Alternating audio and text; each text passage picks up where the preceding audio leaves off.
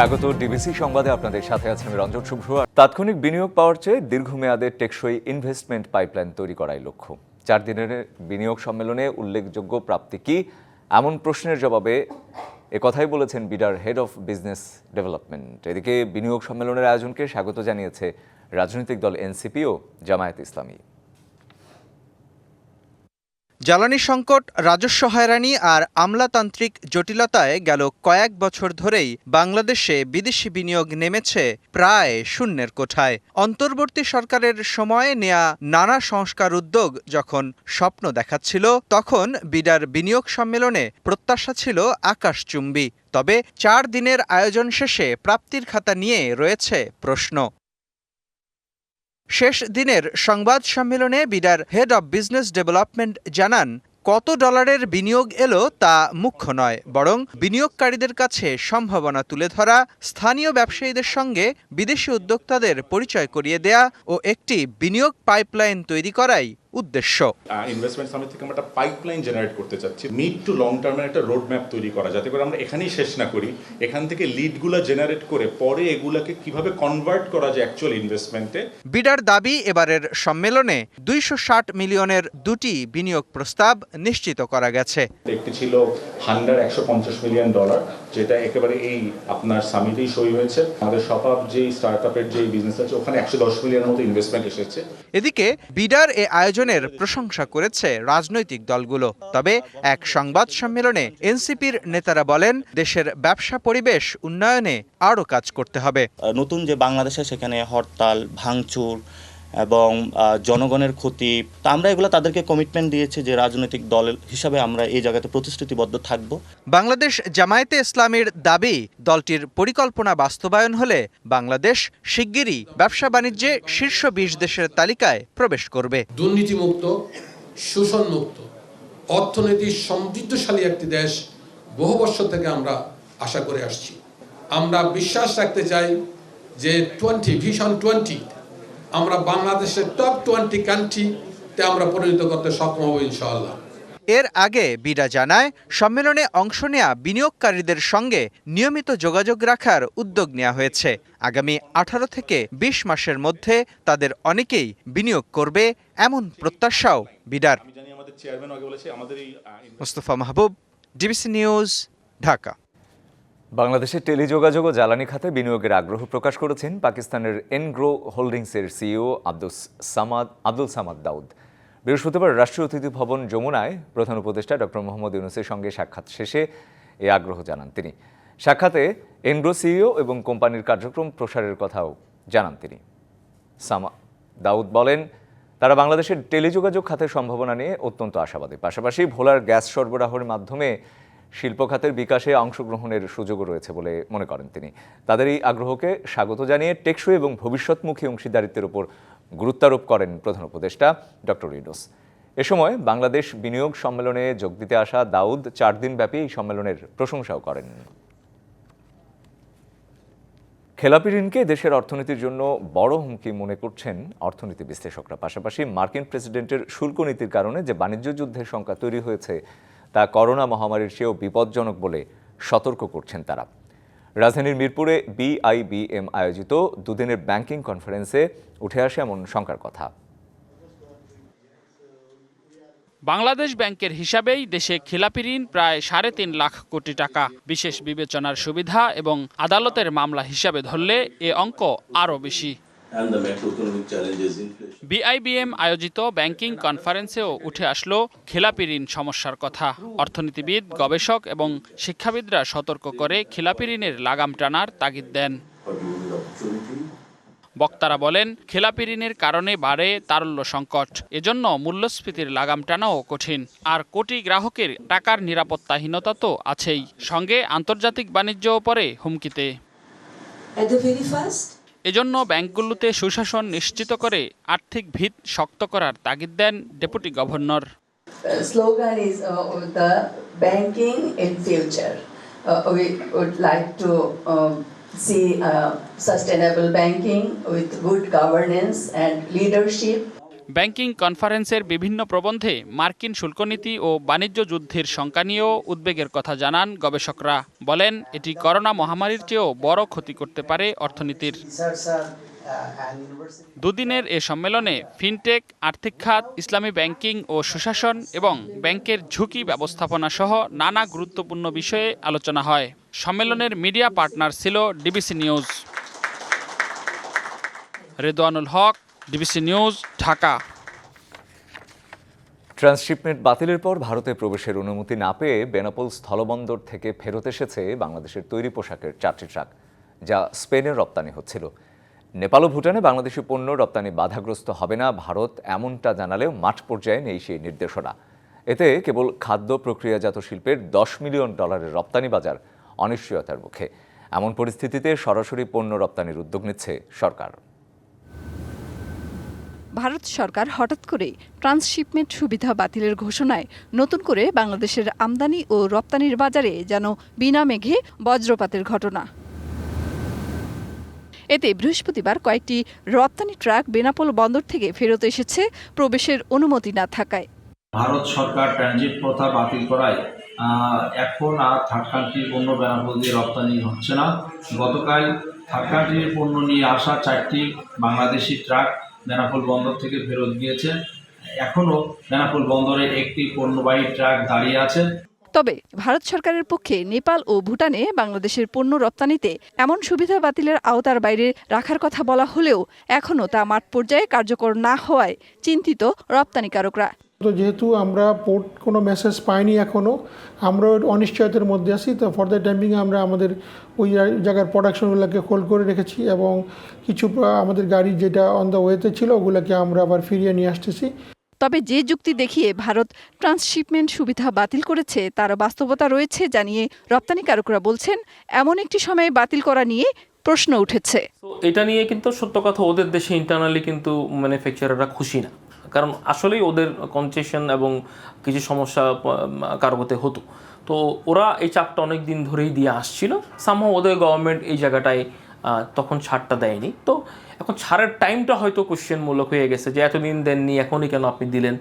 এদিকে বৃহস্পতিবার সচিবালয়ে বাণিজ্য উপদেষ্টা বলেছেন, ভারতের ট্রান্সশিপমেন্ট সুবিধা বাতিলের প্রভাব পড়বে না বাংলাদেশের উপর। রপ্তানি ও বাণিজ্যে কোনো ধরনের সমস্যা না হয় সেদিকে বিবেচনা করে দ্রুত তৃতীয় দেশগুলোর থেকে সরাসরি পণ্য রপ্তানির দিকে যাচ্ছে সরকার। প্রতিবন্ধকতাগুলো আছে সেগুলো কিছু কাঠামোগত, কিছু খরচের দিক দিয়ে আমরা এই সকল জিনিসকে সমন্বয় করে আমাদের সক্ষমতা বৃদ্ধি করব এবং আমরা আশা করি ইনশাল্লাহ আমি এটাতে কোনো সমস্যা দেখছি না। তবে রপ্তানিকারকরা বলছেন, বিকল্প হিসেবে এশিয়ার অনেক বন্দর থাকলেও তার ব্যবহারে অর্থ ও সময় দুটোই ব্যয় বেশি হবে। তাতে উৎপাদন সক্ষমতায় প্রতিযোগী দেশগুলোর তুলনায় পিছিয়ে যাবে বাংলাদেশ খানিকটা। মেহের মনি, ডিবিসি নিউজ, ঢাকা। ভারত বাংলাদেশের যত মঙ্গল চায় অন্য কোনো দেশে তত চায় না, এমন দাবি করলেন ভারতের পররাষ্ট্রমন্ত্রী এস জয়শঙ্কর। তার মতে ভারতের ডিএনএতেই এমনটা রয়েছে। দেশটির গণমাধ্যম CNN নিউজ 18 অংশ নিয়ে এমন মন্তব্য তার। বলেন, ভারত ও বাংলাদেশের মধ্যে কয়েক দশকের পুরনো সম্পর্ক রয়েছে। এটি মূলত জনগণের সাথে জনগণের সংযোগ, যা অন্য যে কোনো সম্পর্কের চেয়ে অনেক বেশি। বন্ধু দেশ হিসেবে প্রতিবেশীর জন্য মঙ্গল কামনা করে New Delhi.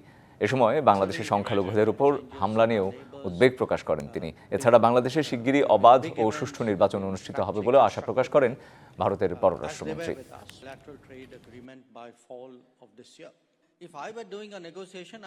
People in Bangladesh, we have concerns about radicalizing tendencies we see. একজন শুভাকাঙ্ক্ষী ও একজন বন্ধু হিসেবে আমরা আশা করি তারা সঠিক পথে চলবেন এবং সঠিক কাজ করবেন। এছাড়া গণতান্ত্রিক ঐতিহ্যের অধিকারী একটি দেশ হিসেবে গণতন্ত্রের জন্য নির্বাচন প্রয়োজন, তাই আমরা আশা করি তারা সেই পথেই যাবেন। No country wishes Bangladesh well more than us. ফিলিস্তিনের গাজায় গণহত্যার প্রতিবাদে দেশ জুড়ে শোভাযাত্রা করেছে বিএনপি। এ সময় দলটির নেতারা বলেন, মুসলিম বিশ্বের মোড়লদের নীরবতার কারণেই গণহত্যা চালাচ্ছে ইসরায়েল। এছাড়া জাতিসংঘের ভূমিকাও প্রশ্নবিদ্ধ বলে মন্তব্য বিএনপি নেতাদের। দলমতের ঊর্ধ্বে উঠে দেশের সবাইকে ঐক্যবদ্ধ হয়ে শান্তিপূর্ণভাবে ইসরায়েলি বর্বরতার প্রতিবাদ করারও আহ্বান তাদের। পাশাপাশি অন্তর্বর্তী সরকারের নিষ্ক্রিয়তার সমালোচনা করেন বিএনপি নেতারা। বিশ্ববিবেককে বুড়ো আঙুল দেখিয়ে গাজায় বর্বরোচিত হামলা ও গণহত্যা চালাচ্ছে ইসরায়েল। এরই প্রতিবাদে বৃহস্পতিবার ঢাকাসহ দেশের সব মহানগরে বিএনপির শোভাযাত্রা। দুপুর থেকেই খণ্ড খণ্ড মিছিল নিয়ে নয়াপল্টনে দলের কেন্দ্রীয় কার্যালয়ের সামনে জড়ো হন মহানগর উত্তর ও দক্ষিণের বিভিন্ন স্তরের নেতাকর্মীরা। মজলুমদের পক্ষে প্রতিবাদী স্লোগানের পাশাপাশি অনেকের হাতে ছিল ফিলিস্তিনের পতাকা, কণ্ঠে ইসরায়েলের প্রতি তীব্র নিন্দা। তাদের চাওয়া দ্রুতই বন্ধ হোক বর্বরোচিত এই গণহত্যা। এ সময় দলটির কেন্দ্রীয় নেতারা মুসলিম বিশ্বের মোড়লদের ভূমিকার তীব্র সমালোচনা করেন। বিশেষ করে মুসলিম বিশ্বের যারা মোড়ল তাদেরকে আহ্বান জানাবো, আজকে ইসরায়েলের বিপক্ষে আপনাদের ভূমিকা যেহেতু প্রশ্নবিদ্ধ, মুসলিম বিশ্বের নেতৃত্ব দেওয়ার দাবি আপনারা করতে পারেন না। আমরা আজকে সভা থেকে দাবি করি ইসরায়েল সরকার এবং তার বাহিনীগুলিকে প্রতিহত করার ব্যবস্থা নেওয়া হোক। ফিলিস্তিনিদের পক্ষে জোরালো অবস্থান নিতে অন্তর্বর্তী সরকারের প্রতি আহ্বান জানান দলটির নেতারা। 300-500 জনের বিবৃতি বিভিন্ন সময় পেয়ে থাকি। আমি এই শ্রেণীর প্রতিযোগিতাতে এখনো ফিলিস্তিনের পক্ষে তাদের কোনো সাড়া মিলছে না কেন? কার্যকর পদক্ষেপ যদি আমরা না নেই, যদি জাতিসংঘ কার্যকর পদক্ষেপ না নেয়, যদি আমরা যারা এই সমস্ত কর্মের সহযোগী তাদের বিরুদ্ধে ব্যবস্থা যদি আমরা না নেই, নয়াপল্টন থেকে শুরু হয়ে শোভাযাত্রাটি মগবাজার মালিবাগ হয়ে বাংলা মোটর গিয়ে শেষ হয়। রাজধানীর পাশাপাশি চট্টগ্রাম, খুলনা, বরিশাল, রাজশাহী সহ মহানগরগুলোতে শোভাযাত্রায় যোগ দেন বিএনপির বিপুল সংখ্যক নেতাকর্মী। সাব্বির রোজ, ডিবিসি নিউজ, ঢাকা। প্রধানমন্ত্রী হিসেবে ক্ষমতার প্রভাব খাটিয়ে রাজুক থেকে প্লট নেয় শেখ হাসিনা সহ 18 জনের বিরুদ্ধে গ্রেপ্তারি পরোয়ানা জারি করা হয়েছে। দুদকের আবেদনে এই পরোয়ানা জারি করে ঢাকা মহানগর দায়রা জজ আদালত। দুদকের মামলায় এটি প্রথম গ্রেপ্তারি পরোয়ানা। বৃহস্পতিবার ঢাকার মহানগর সিনিয়র স্পেশাল জজ জাকির হোসেন গালিবের আদালত এই পরোয়ানা জারি করে। দুদকের প্রসিকিউটর মীর আহমেদ আলী সালাম জানান, 18 আসামির বিরুদ্ধে অভিযোগপত্র গ্রহণ করেছে আদালত। ক্ষমতার অপব্যবহার ও অনিয়মের মাধ্যমে রাজুকের পূর্বাচল নতুন শহর প্রকল্পে প্লট বরাদ্দ নেওয়ার অভিযোগে সাবেক প্রধানমন্ত্রী শেখ হাসিনা ও তার পরিবারের সদস্যদের বিরুদ্ধে 6টি মামলা হয়েছে। এর মধ্যে পুতুল ও তার মা শেখ হাসিনা বিরুদ্ধে করা মামলার অভিযোগপত্র গ্রহণ করে আদালত গ্রেপ্তারি পরোয়ানা জারি করল।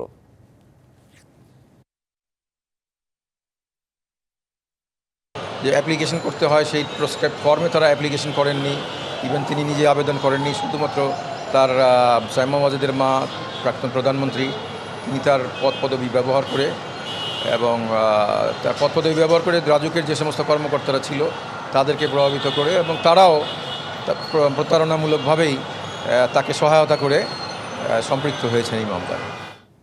জুলাই আগস্টে গণহত্যায় জড়িত থাকার অপরাধে আওয়ামী লীগ সম্পাদক ও সাবেক সেতুমন্ত্রী ওবায়দুল কাদের সহ 10 জনের বিরুদ্ধে ইন্টারপোলের রেড নোটিশ জারির আবেদন করেছে প্রসিকিউশন। বৃহস্পতিবার বিচারের সবশেষ অগ্রগতি নিয়ে গণমাধ্যম কর্মীদের সঙ্গে এই তথ্য জানান আন্তর্জাতিক অপরাধ ট্রাইব্যুনালের চিফ প্রসিকিউটর তাজুল ইসলাম। জানান, দ্বিতীয় ধাপে ইন্টারপোলের কাছে ওবায়দুল কাদের সহ যাদের বিরুদ্ধে রেড নোটিশ জারির আবেদন করা হয়েছে তারা হলেন সাবেক স্বরাষ্ট্রমন্ত্রী আসাদুজ্জামান খান কামাল, সাবেক পররাষ্ট্রমন্ত্রী হাসান মাহমুদ, সাবেক মুক্তিযুদ্ধ বিষয়ক মন্ত্রী আকম মোজাম্মেল হক, আওয়ামী লীগ নেতা জাহাঙ্গীর কবির নারক, ঢাকা দক্ষিণ সিটির মেয়র শেখ ফজলেনুর তাপস, সাবেক শিক্ষামন্ত্রী মহিবুল হাসান চৌধুরী নফেল, সাবেক তথ্য ও সম্প্রচার প্রতিমন্ত্রী AR আরাফাত, জ্বালানি প্রতিমন্ত্রী নসরুল হামিদ বিপু এবং সাবেক প্রধানমন্ত্রীর নিরাপত্তা বিষয়ক উপদেষ্টা তারিক আহমেদ সিদ্দিক। আমরা ইন্টারপোলে পাঠানোর জন্য আপনারা জানেন যে প্রক্রিয়াটা হচ্ছে আমাদের এখান থেকে কোর্টের আদেশ এবং আমাদের চিঠি সহ মিনিস্ট্রি অফ হোম অ্যাফেয়ার্সের কাছে যায় এবং হোম অ্যাফেয়ার্সের আন্ডারে অর্থাৎ ইন্সপেক্টর জেনারেল অফ পুলিশের অফিসে একটা আলাদা সেকশন আছে, সেখান থেকে এটা ইন্টারপোলের কাছে পাঠানো হয়। ওবায়দুল কাদের, আসাদুজ্জামান খান কামাল, AKM মোজাম্মেল হক, হাসান মাহমুদ, জাহাঙ্গীর কবির নানক, শেখ ফজলেনুর তাপস, মহিবুল হাসান চৌধুরী নওফেল, নসরুল হামিদ বিপু, আলী আরাফাত, তারেক আহমেদ সিদ্দিকী। থানা থেকে লুট হওয়া অস্ত্র এখনও কাঙ্ক্ষিত মাত্রায় উদ্ধার হয়নি, তাই নিরাপত্তা হুমকি কিছুটা রয়েছে বলে মন্তব্য করেছেন স্বরাষ্ট্র উপদেষ্টা লেফটেন্যান্ট জেনারেল অবসরপ্রাপ্ত জাহাঙ্গীর আলম চৌধুরী। দুপুরে সিলেট বিমানবন্দর থানা পরিদর্শন শেষে সাংবাদিকদের একথা বলেন তিনি। আরও বলেন, গণঅভ্যুত্থানের পর পুলিশ প্রশাসনকে এখনও পুনর্গঠন সম্ভব হয়নি। দেশে মব সন্ত্রাস অনেকটাই কমে এসেছে। পাশাপাশি আইন নিজের হাতে তুলে না নিতে আহ্বান জানান তিনি। রমজানে আইনশৃঙ্খলা পরিস্থিতি আগের চেয়ে ভালো ছিল বলেও মনে করেন স্বরাষ্ট্র উপদেষ্টা।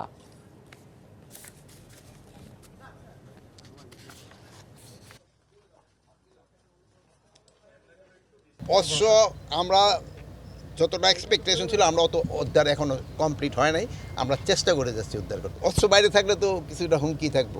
সবার ক্ষেত্রে একই নির্দেশনা এবং আপনাদের কাছেও আমরা একটা অনুরোধ করব, আইন যেন কেউ নিজের হাতে তুলে নেন। জাতীয় ঐকমত্যের মাধ্যমে সংস্কার ও নির্বাচন প্রক্রিয়া এগিয়ে না নিলে রাজনৈতিক সংঘাত অনিবার্য বলে মন্তব্য করেছেন গণসংহতি আন্দোলনের প্রধান সমন্বয়কারী জোনায়েদ সাকি। বৃহস্পতিবার বিকেলে ঢাকা রিপোর্টার্স ইউনিটিতে জাতীয় সমাজতান্ত্রিক দল জেএসডি আয়োজিত আলোচনা সভায় যোগ দিয়ে এই মন্তব্য তার। বলেন, আগামী নির্বাচনে জনগণের ম্যান্ডেট নিয়ে সংবিধান সংস্কার করতে হবে। রাজনৈতিক দলগুলোকে দলীয় স্বার্থ নয়, জনগণের স্বার্থকে প্রাধান্য দিয়ে ঐকমত্যে পৌঁছানোর আহ্বানও জানান জোনায়েদ সাকি। এ সময় এবি পার্টির চেয়ারম্যান মজিবুল হক মজনু বলেন, সবাই মিলে রাষ্ট্র মেরামতের সিদ্ধান্তে একমত হতে না পারলে আবারও ফ্যাসিবাদের কবলে পড়বে মানুষ। বিএনপির দ্রুত নির্বাচন দাবির সমালোচনা করে তিনি বলেন, 280 সিট নিয়ে সংসদে বসলেও তারা ক্ষমতায় টিকতে পারবেন না। আর নির্বাচন প্রশ্নে বিএনপি তাদের 31 দফা দাবি থেকে পিছিয়ে গেছে বলেও মন্তব্য করেন রাষ্ট্র সংস্কার আন্দোলনের প্রধান সমন্বয়ক হাসনাত কাইয়ুম। 11 শিক্ষা বোর্ডের অধীনে 19,28,000 শিক্ষার্থী নিয়ে আজ থেকে শুরু হয়েছে এসএসসি ও সমমান পরীক্ষা। বদলে যাওয়া পরিস্থিতিতে প্রথম পাবলিক পরীক্ষাকে সুশৃঙ্খল করতে দেয়া হয়েছে 14টি নির্দেশনা। সকাল 10টায় বাংলা প্রথম পত্র দিয়ে শুরু হয় এসএসসি ও সমমান পরীক্ষা। 9টার পর থেকে কঠোর নির্দেশনা মেনে কেন্দ্রের ভেতরে প্রবেশ করানো হয় পরীক্ষার্থীদের। রাজধানীর মতো একই দৃশ্য ছিল সারা দেশের পরীক্ষা কেন্দ্রে। সুশৃঙ্খল পরিবেশে পেয়ে শিক্ষার্থীদের মতো খুশি অভিভাবকরাও। এদিকে রাজধানীর মতিঝিল সেন্ট্রাল গভর্নমেন্ট স্কুলের এসএসসির কেন্দ্র পরিদর্শন শেষে 2 মাসের মধ্যেই ফলাফল প্রকাশের বার্তা দেন শিক্ষা উপদেষ্টা। পরীক্ষা নিয়ে সব ধরনের গুজব থেকে সতর্ক থাকার আহ্বানও তার।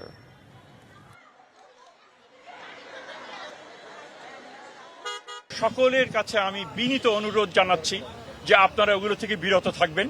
যদি জেনুইন সমস্যা থাকে অবশ্যই আপনাদের দায়িত্ব সেগুলো সংশ্লিষ্ট কর্তৃপক্ষের কাছে নিয়ে আসা, যাতে তারা যাচাই বাছাই করতে পারেন। কিন্তু আপনি একটা জিনিস পেলেন, সেটা সামাজিক মাধ্যমে ছড়িয়ে দিলেন, এবং সেটার দায়িত্ব অবশ্যই আপনাকে নিতে হবে। বগুড়ার বাঘোপাড়ায় বিসিএল গ্লাস ফ্যাক্টরিতে ভুল তথ্যের ভিত্তিতে জেলা প্রশাসনের উচ্ছেদ অভিযান পরিচালিত হয়েছে বলে দাবি করেন প্রতিষ্ঠানটির অতিরিক্ত ব্যবস্থাপনা পরিচালক। দুপুরে স্থানীয় একটি হোটেলে আয়োজিত সংবাদ সম্মেলনে তিনি বলেন, বিসিএল গ্লাস ফ্যাক্টরি TMSS এর নিজস্ব কেনা 38 একর সম্পত্তির উপর নির্মাণ করা হয়েছে। তবে পানি উন্নয়ন বোর্ড কর্তৃপক্ষ ওই ফ্যাক্টরির একটি শেডের কিছু অংশ ভুলভাবে করতোয়া নদীর জায়গা হিসেবে চিহ্নিত করে। এরই সূত্র ধরে বগুড়া জেলা প্রশাসন থেকে উচ্ছেদ নোটিশও জারি করা হয়। ওই নোটিশের বিরুদ্ধে আদালতে মামলা চলমান থাকা অবস্থায় গেল 9 এপ্রিল প্রশাসনের পক্ষ থেকে উচ্ছেদ অভিযান চালানো হয়। সরাসরি বিদেশি বিনিয়োগ এনে দেশের অর্থনীতিতে উল্লেখযোগ্য অবদান রাখায় বিকাশকে এক্সিলেন্স ইন ইনভেস্টমেন্ট অ্যাওয়ার্ড দিয়েছে Bangladesh investment authority BIDA. Bangladesh investment summit 2025-এ প্রধান উপদেষ্টা ডক্টর মোহাম্মদ ইউনুস বিকাশের প্রতিষ্ঠাতা ও প্রধান নির্বাহী কর্মকর্তা কামাল কাদিরের হাতে এই সম্মাননা তুলে দেন। টেকসই প্রবৃদ্ধি, কর্মসংস্থান সৃষ্টি, উদ্ভাবন এবং আর্থিক অন্তর্ভুক্তিতে বিকাশের নিরন্তর কাজ করে যাওয়ার স্বীকৃতিস্বরূপ এই সম্মাননা দিল বিডা। 2011 সাল থেকে বাংলাদেশ ব্যাংক নিয়ন্ত্রিত পেমেন্ট সেবাদানকারী প্রতিষ্ঠান হিসেবে বিভিন্ন ধরনের ডিজিটাল আর্থিক সেবা দিয়ে আসছে বিকাশ। বাংলাদেশের সুপার ব্র্যান্ড এবং টেক জায়ান্ট ওয়ালটন অর্জন করল এক্সিলেন্স ইন ইনভেস্টমেন্ট অ্যাওয়ার্ড 2025।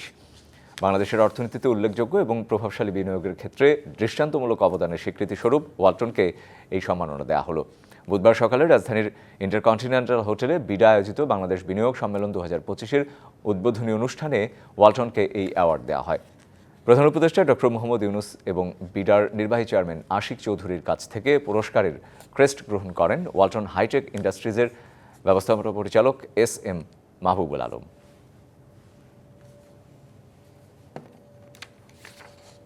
সম্প্রতি লন্ডনের আইকনিক ম্যানশন হাউসে অনুষ্ঠিত Commonwealth trade and investment summit 2025-এ বাংলাদেশের প্রতিনিধিত্ব করছেন কমনওয়েলথের country director doctor Suman Chowdhury এবং MBEর কৌশলগত উপদেষ্টা জিল্লুর হোসেন। সম্মেলনের প্রতিনিধি দলটি দেশের বাণিজ্য ও বিনিয়োগের সম্ভাবনা তুলে ধরে, পাশাপাশি বিভিন্ন দেশের নেতৃবৃন্দ ও বিনিয়োগকারীদের সাথে ফলপ্রসূ আলোচনা করে। এছাড়া বাংলাদেশের অগ্রগতি অর্থনৈতিক অগ্রগতি এবং সুযোগগুলো সম্পর্কেও অবহিত করেন। বলেন, বাণিজ্য, বিনিয়োগ, উদ্ভাবন এবং টেকসই উন্নয়নের মতো গুরুত্বপূর্ণ বিষয়গুলোতে আলোচনা এবং পারস্পরিক সুযোগ তৈরির একটি গুরুত্বপূর্ণ প্ল্যাটফর্ম ছিল এই সম্মেলন। American express platinum reserve metal credit card নিয়ে এলো সিটি ব্যাংক। এটি বাংলাদেশে প্রথম আমেরিকান এক্সপ্রেস কার্ড বলে জানিয়েছে ব্যাংকটি। বৃহস্পতিবার ঢাকার একটি হোটেলে সিটি ব্যাংকের এই কার্ডের উদ্বোধন করেন চেয়ারম্যান আজিজ আল কায়সার। তিনি বলেন, এই কার্ড ব্যক্তিগত সেবা, আন্তর্জাতিক ভ্রমণে সহায়তা, সাশ্রয় এবং আকর্ষণীয় সুবিধার সমন্বয়ে গঠিত। এটি গ্রাহকের ক্রমবর্ধমান চাহিদার সঙ্গে সামঞ্জস্যপূর্ণ উল্লেখ করে তিনি আরও জানান, এই কার্ডের মাধ্যমে 20,000 টাকা মূল্যের এক্সক্লুসিভ ওয়েলকাম গিফট ভাউচার পাবেন গ্রাহকরা। এছাড়াও 2 বছরের জন্য বিনামূল্যে ট্যাবলেট প্লাস এর মেম্বারশিপ উপভোগ করতে পারবেন, যা আন্তর্জাতিক বিলাসবহুল বুটিক হোটেল এবং ব্র্যান্ডসমূহে বিশেষ সুবিধা দেবে। অনুষ্ঠানে ব্যাংকটির ব্যবস্থাপনা পরিচালক ও সিইও মাসরুর আরিফিন, অতিরিক্ত ব্যবস্থাপনা পরিচালক মাহবুবুর রহমান সহ ঊর্ধ্বতন কর্মকর্তারা উপস্থিত ছিলেন।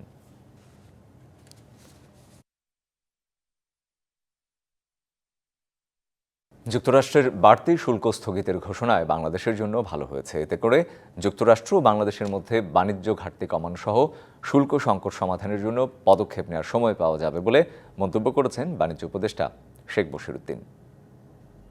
আমরা আমাদের অবস্থানকে মার্কিন যুক্তরাষ্ট্রের সাথে গতকাল রাতেও আমাদের ইউএসটিআর এর প্রতিনিধিত্বের সাথে মিটিং হয়েছে অনলাইনে, এবং আমরা আমাদের কর্ম সমষ্টিগুলো নিয়ে কাজ করছি এবং সেগুলো নিয়ে সম্ভবত যে সময় সম্ভব আমরা দ্রুত যুক্তরাষ্ট্রে নিজেরাও যাব এবং যে আমাদের অবস্থানগুলোকে তুলে ধরব।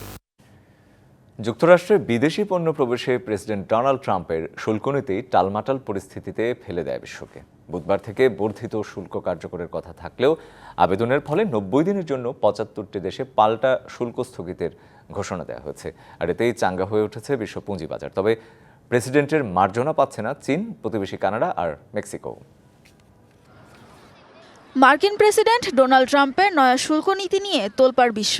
9 এপ্রিল থেকে বর্ধিত শুল্ক কার্যকরের কথা ছিল, আর সেদিনই এলো 75 দেশের ওপর 90 দিনের জন্য স্থগিতাদেশের ঘোষণা। বিশেষ সুবিধার আওতায় থাকা 75 দেশের তালিকায় নেই চীন, বরং চীনা পণ্যের ওপর শুল্কের হার 104% থেকে বাড়িয়ে 125% কার্যকরের ঘোষণা দিয়েছেন ট্রাম্প। পাশাপাশি চীনকে নিকৃষ্টতম অপরাধী আখ্যা দেওয়া হয়েছে। শুল্ক নিয়ে ট্রাম্পের নেকনজরে নেই কানাডা আর মেক্সিকো। চীনের ওপর অতিরিক্ত শুল্কের হার জানা গেলেও মেক্সিকো ও কানাডাকে কত শতাংশ বর্ধিত শুল্ক গুনতে হবে তা নিয়ে রয়েছে ধোঁয়াশা। এদিকে 3 মাসের শুল্ক স্থগিতাদেশের ঘোষণার পরেই চনমনে হয়ে উঠেছে বিশ্ব পুঁজিবাজার। দর বেড়েছে মার্কিন শেয়ার বাজারেও। ডাও জোন্স সূচক বেড়েছে 5.9%, S&P 6.5% এবং নাসডাক সূচক বেড়েছে 8%। এদিকে 3 মাসের জন্য বর্ধিত শুল্ক স্থগিত করায় মার্কিন প্রেসিডেন্টকে ধন্যবাদ জানিয়েছেন বাংলাদেশের অন্তর্বর্তী সরকারের প্রধান উপদেষ্টা ডক্টর মোহাম্মদ ইউনূস। এর আগে মার্কিন বাজারে বাংলাদেশি পণ্যে 37% শুল্ক আরোপ 3 মাসের জন্য স্থগিত করার অনুরোধ করে ট্রাম্পকে একটি চিঠি দিয়েছিলেন প্রধান উপদেষ্টা। সানজিদা ইসলাম তন্নি, ডিবিসি নিউজ ডেস্ক। ভারতের মোস্ট ওয়ান্টেড তালিকায় থাকা তাহউর রানা পৌঁছেছেন নিজ দেশে। বৃহস্পতিবার মার্কিন বিমানের একটি বিশেষ ফ্লাইটে রাজধানী দিল্লিতে আনা হয় তাকে। এনডিটিভি জানায়, প্রাথমিক আনুষ্ঠানিকতা শেষে 64 বছর বয়সী তাহউরকে নেওয়া হবে ভারতের ন্যাশনাল ইনভেস্টিগেশন এনআইএতে। এরপর তাকে পেশ করা হবে দিল্লির পাতেল হাউস আদালতে। কয়েকটি সূত্র বলছে, বিচারের জন্য তাহউরকে স্থানান্তরিত করা হবে মুম্বাইয়ে। 2008 সালের 26 নভেম্বর মুম্বাইয়ের 12টি স্থানে সন্ত্রাসী হামলায় মূল চক্রী ছিলেন তাহউর রানা। এর 1 বছর পর শিকাগো থেকে তাকে গ্রেপ্তার করে FBI। এছাড়া তার বিরুদ্ধে ভারত সরকারের বিরুদ্ধে যুদ্ধ, খুন, প্রতারণা সহ একাধিক অভিযোগ রয়েছে। এই ছিল এখনকার মতো ডিবিসি নিউজের সংবাদগুলো পড়তে ভিজিট করুন dbcnews.tv। আরও ভিজিট করুন ডিবিসি নিউজের ফেসবুক পেজ এবং ইউটিউব চ্যানেল। সঙ্গে থাকুন।